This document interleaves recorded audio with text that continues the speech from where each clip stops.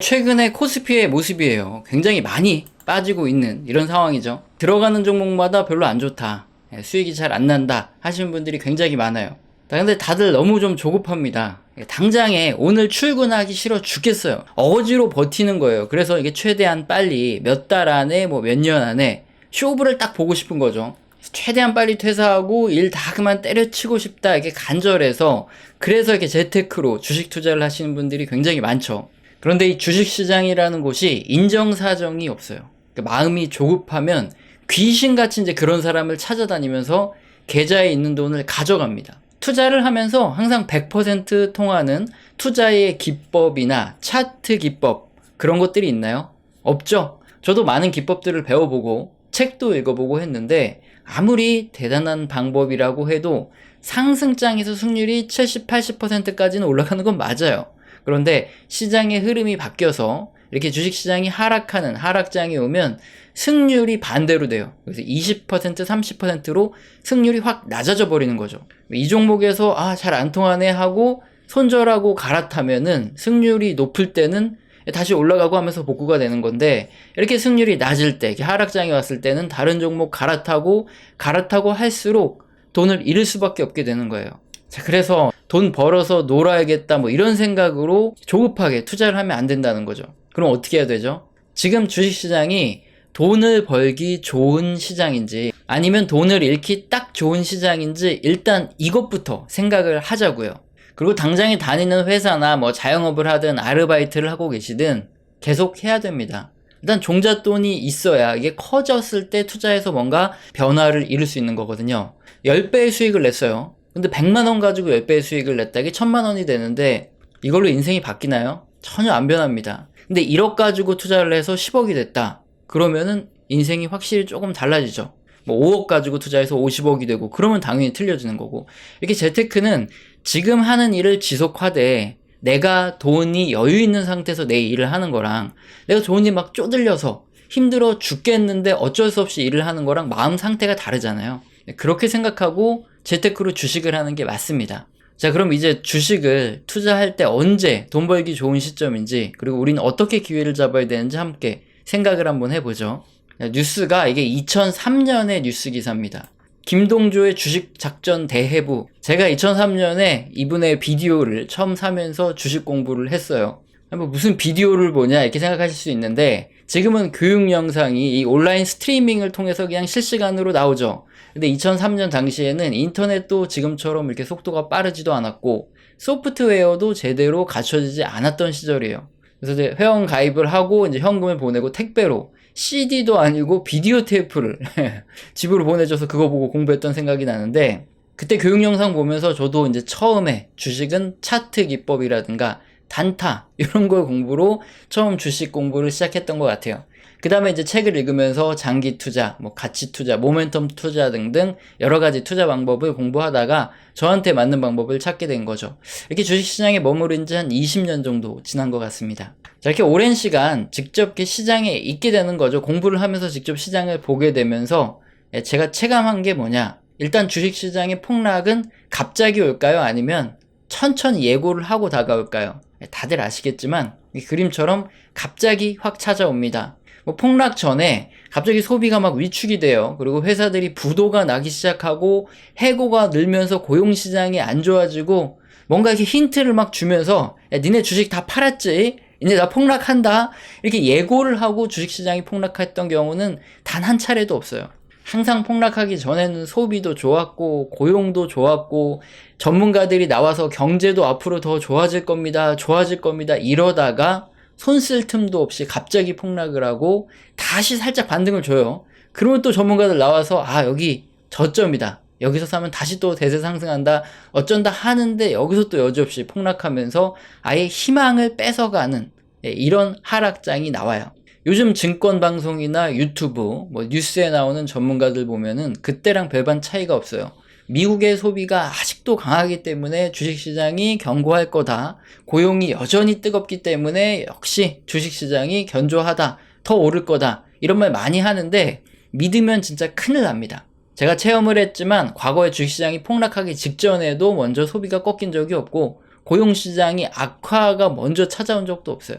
에이 설마 그러실 분도 분명히 있으실 거기 때문에 제가 지금 그때 발표된 지표들로 증명을 해드릴게요. 자, 소비가 잘 되고 있는지 아닌지 알 수 있는 경제지표, 지금도 뭘 많이 봅니까? 가장 많이 언급되고 있는 게 소매 판매 지표죠. 전국에서 소매 판매하는 업체들의 데이터를, 이렇게 표본이죠. 데이터를 긁어다가 발표를 해줘요. 그래서 사실상 이게 평균적인 소매 판매 업체들의 매출액 데이터다, 이렇게 보시면 됩니다.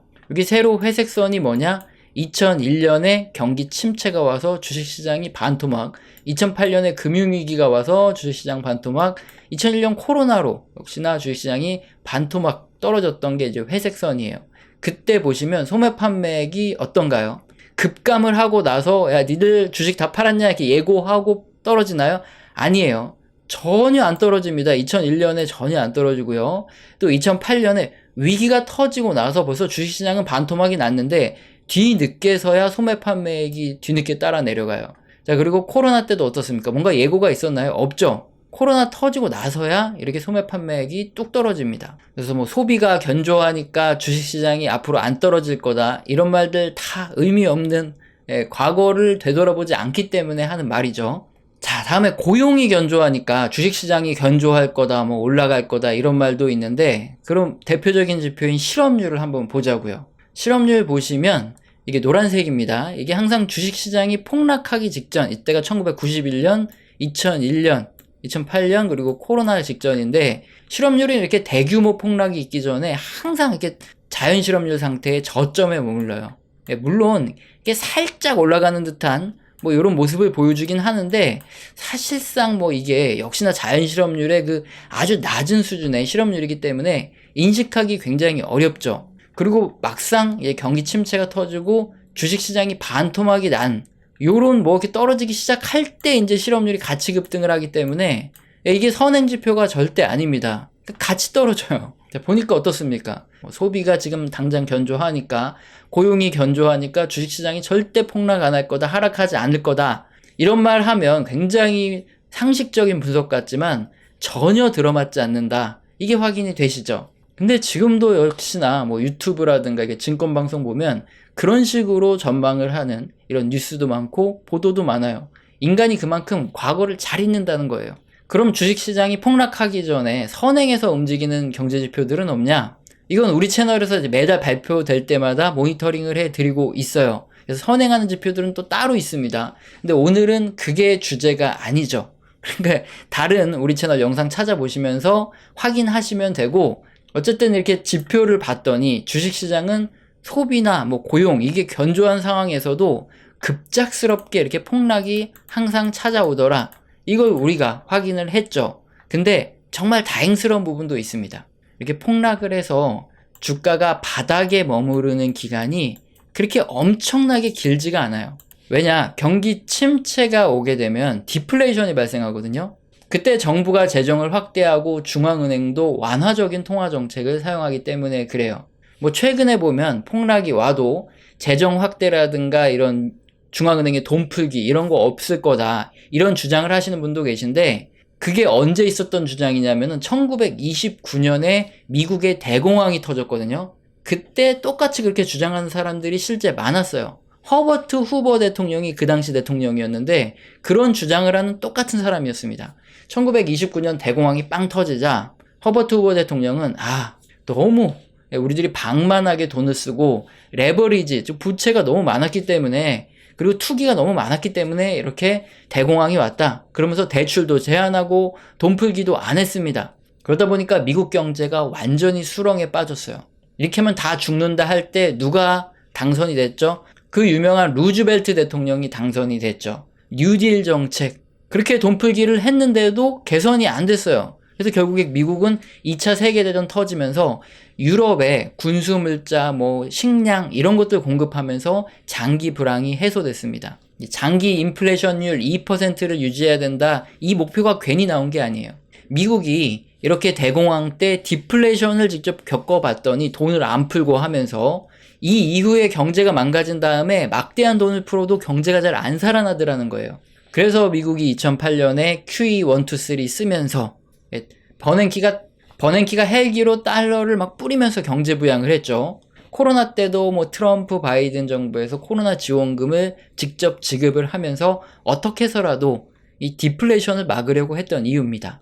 경기는 침체되는데 물가는 올라가는 스태그플레이션이 올 거다, 이걸 걱정하는 분도 있는데, 주식시장이 실제로 심각하게 폭락하고 실물 경기가 침체가 오면 몇 년 안에 소비가 급격히 위축되고 인플레이션이 아니라 디플레이션이 항상 와요. 디플레이션이 오는데 스태그플레이션을 우려할 필요가 없죠. 그래서 계속 역사적으로 이렇게 부양책이 나왔던 겁니다. 이건 앞으로도 크게 달라지지 않아요. 그렇기 때문에 우리가 인생을 실제로 바꿀 만한 정말 몇 배씩 수익을 뻥튀기 하는 이런 구간은 폭락한 이후에 펼쳐지는 대세 상승 구간에 항상 그 수익이 나왔습니다. 자, 그렇다면 주식시장이 언제 폭락하는지 뭐 정확하게 그 시점, 그 시기 몇 월, 며칠 이런 것까지는 맞출 수 없지만 언제 폭락하겠다, 언제쯤이면 이제 제대로 한번 망가지겠다, 이걸 가장 잘 설명해주는 지표가 있죠.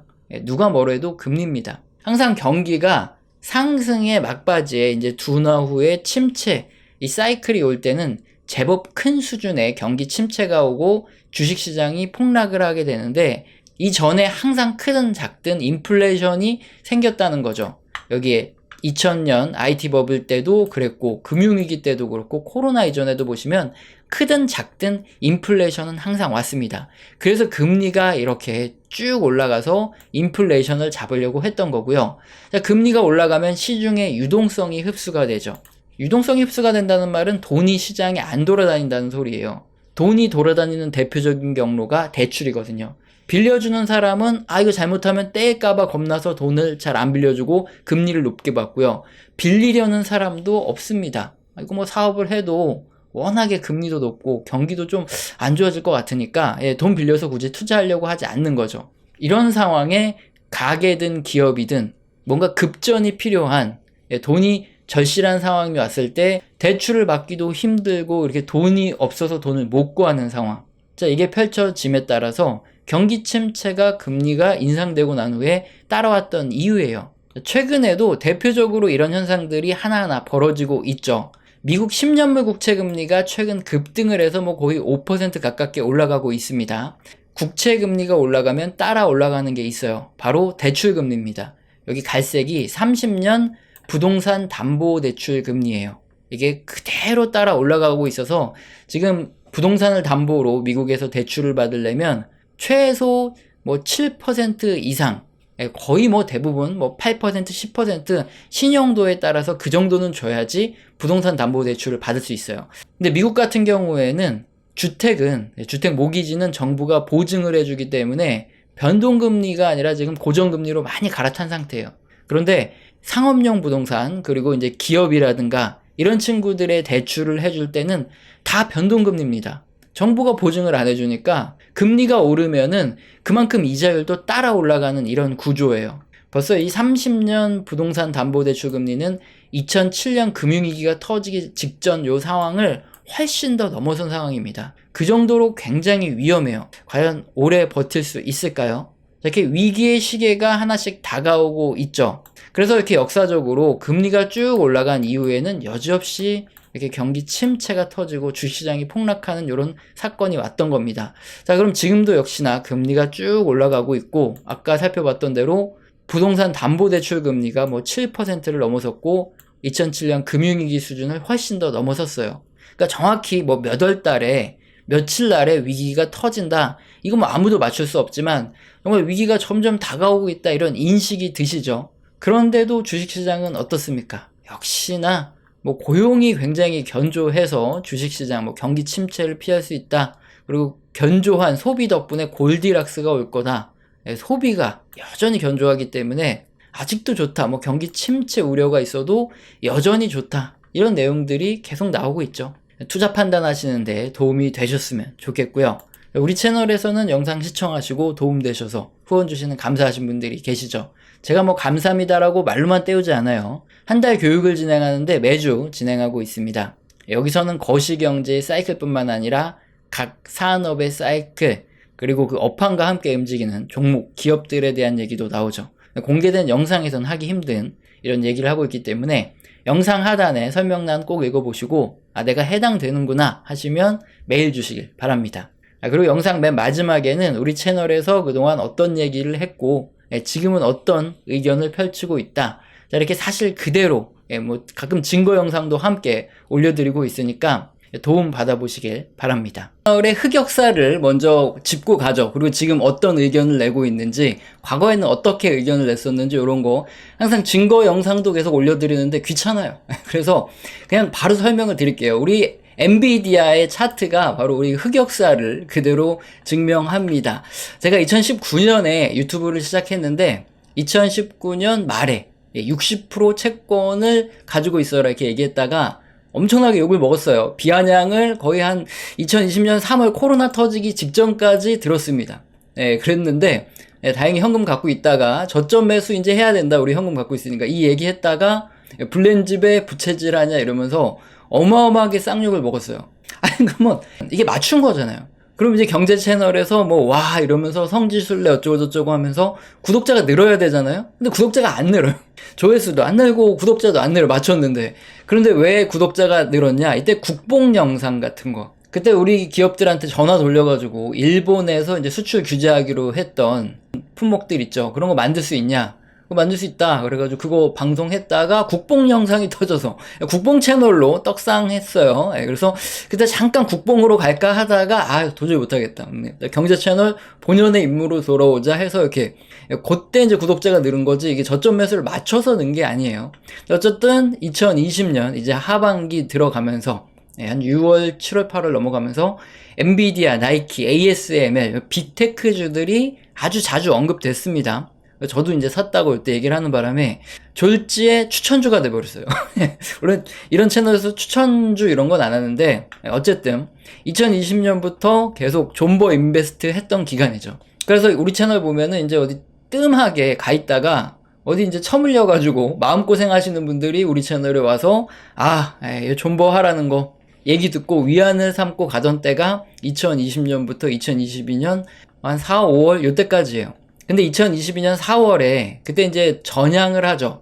존버가 아니다.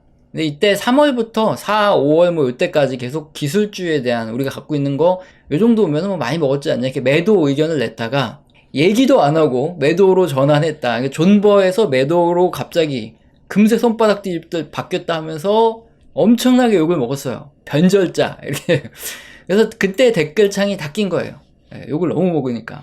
자, 그렇게 이제 매도를 해야 되는데, 문제는 제가 분할 매도를 하는 바람에, 2022년 5월 이후에 급락을 했어요, 기술주들이. 그래서 못 팔고 물렸습니다. 그래서 2022년 내내 영상 보시면은 2023년쯤에, 초쯤에 아마 뭐 기준금리 인상 중단 얘기 나오고, 뭐 그러면서 반등이 있을 것이다. 그때 팔자. 그때 팔고, 그 다음에 이제 현금 잘 가지고 있자. 2022년에 이제 그런 얘기 굉장히 많아요. 왜냐면 이제 경제 지표들이 하나, 둘씩 경기 둔화, 침체에 대한 얘기가 나오기 시작했으니까. 어쨌든 우리는 팔아야 되니까. 2023년에 갑자기 반등을 주죠. 그때 이제 제가 계속 금리 인상 중단, 요런 기대감이 커진다. 요 얘기를 했기 때문에 저도 이제 그때 상반기에 이제 분할 매도를 다 마쳤어요. 근데 지금 엔비디아가 이렇게 많이 갔습니다. 제가 뭐 거의 한 200달러 후반에서 300달러 가까이 떼서 거기서 거의 다 매도를 했는데 지금 뭐 거의 500달러 가까이 갔어요. 이거 보면 잠이 안 와요. 그래서 엔비디아를 지금 못 쳐다보고 있어요. 근데 어쨌든 뭐 이제 100달러 부근에서 사서 이제 거의 한 300달러 가까이서 팔았으니까 이제 많이 먹긴 했는데 갖고 있었으면은 거의 한 5배 튀기는데 이거 참 환장하겠죠. 그리고 지금 뭐 더 올라갈 수도 있다 이런 얘기가 나오면 미쳐요 사람. 왜 주식을 갖고 있다가 팔았는데 더 올라가면 환장하잖아요. 그래서 지금 약간 이런 흑역사 이게 벌어지고 있다. 이게 지금 현재 의견입니다. 그래서 어떤 의견이냐? 2020년 코로나 이후부터 2022년 요 초중순 그때까지가 존버 인베스트였다면 그 다음부터 이제 하나 둘씩 경기 지표가 둔화되기 시작해서 2023년부터는 사실상 이제 침체를 말하는 침체 인베스트예요. 그래서 이제 여기서는 이제 슬슬 다 정리를 하셔야 되고 이제 리스크 관리를 하셔야 된다. 이게 2023년부터 거의 뭐 명확하게 말씀드려오고 있습니다. 사실 그대로 말씀드리는 거예요. 굳이 뭐 증거 영상도 남기고 하는데 귀찮으니까. 근데 여기서 저희가 핵심적인 부분이 뭐냐? 이런 매수, 매도, 이 투자 결정을 여러분이 어떻게 하시냐, 이게 중요해요. 우리 채널에서는 어떻게 한다? 경제지표 다수에서 경기 둔화 신호가 나오면 그때는 이제 리스크 관리를 언제부터 경제지표 다수에서 경기 둔화와 침체에 대한 이런 시그널이 나왔냐? 2022년 이제 하반기부터 시작해서 경제지표들이 하나둘씩 경기 둔화에 대한 지표들이 나오기 시작하더니 2013년 되면서 이제 경기 둔화 신호들이 거의 많이 나오기 시작했어요. 확실하게. 자, 그러면 이제 2023년에는 가지고 있던 걸 매도하고 리스크 관리를 해야 되는 거죠. 그리고 이 매도는 사실 테크닉이에요. 오랫동안 주식시장을 하다 보니까 알게 되는 건데, 요거 그림 2022년 내내 보여드렸던 거 아직도 쓰고 있어요. 그때 당시 이게 기준금리가 파란색인데, 이게 거의 1%도 안 올랐을 때, 영상 보면 내내 똑같은 얘기를 하는데, 항상 역사적으로 어떻다? 이게 파란색이 기준금리 인상이 중단되고 하락할 때, 그때 한 번씩 주식시장에 랠리가 꼭 이렇게 오더라. 그때 이제 매도하자. 이 그림을. 어쨌든 이건 뭐 테크닉이죠. 매도는 그냥 테크닉일 뿐이고 중요한 건 우리는 어떻게 간다는 거죠. 원칙대로 간다는 거예요. 경제지표 다수에서 경기 둔화 및 침체에 대한 경고들이 켜지기 시작하면 그때는 매도. 그리고 다시 언제 매수하냐? 다수 경제지표들에서 경제가 회복되고 있다 이런 신호들이 나타나기 시작하면 뭐 주식시장이 폭락을 하고 있던 뭐 하고 있던 그냥 그때 매수를 하는 거죠.